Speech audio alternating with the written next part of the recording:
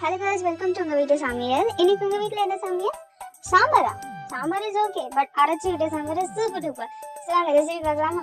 So first கடலை பருப்பு, துவரம் பருப்பு ட்ரை ரோஸ்ட் பண்ணி தண்ணியில 5 to 10 minutes சோக் பண்ணிக்கோங்க. தென் வேர்க்கடலையை ட்ரை ரோஸ்ட் பண்ணி கோஸ் பவுடரை அரைச்சு வச்சுக்கோங்க. தென் இந்த சோக் பண்ண பருப்பையும் பேஸ்டா அரைச்சுக்கோங்க. அண்ட் குழம்புக்கு தேவையான onion, garlic, curry leaves, coriander chop பண்ணி வச்சுக்கோங்க. ஒரு பவுல் எடுத்துக்கோங்க. அதில் தக்காளி, புளி சேர்த்து நல்லா கையால மசிச்சுக்கோங்க. அப்புறம் தேவையான அளவு உப்பு, மிளகாத்தூள் சேர்த்துக்கோங்க. அரைச்ச பேஸ்ட்டை சேர்த்துக்கோங்க. வேர்க்கடலை பவுடர் சேர்த்து நல்லா மிக்ஸ் பண்ணிக்கோங்க. தேவையான அளவு தண்ணி சேர்த்துக்கோங்க. தென் ஒரு கடாய் வச்சு எண்ணெய் ஊற்றிக்கோங்க. அதில் கடுகு, ஜீரகம், பெருங்காயம் சேர்த்துக்கோங்க. அது பொரிஞ்சதும் கார்லிக் சேர்த்து வதக்கிக்கோங்க. தென் ஆனியன் சேர்த்து பொன்னிறமாக வதக்கிக்கோங்க. இந்த ஸ்டேஜில் நீங்கள் அந்த மிக்ஸ் பண்ண பேஸ்ட் இருக்குல்லையா, அதை சேர்த்துக்கலாம். அண்ட் இப்போ உங்களுக்கு தேவைன்னா வெஜிடபிள்ஸும் சேர்த்துக்கலாம். நான் இன்னைக்கு சேர்க்கல, பட் வித்தவுட் வெஜிடபிள் இந்த குழம்பு வந்து சூப்பர் டூப்பராக இருக்கும்.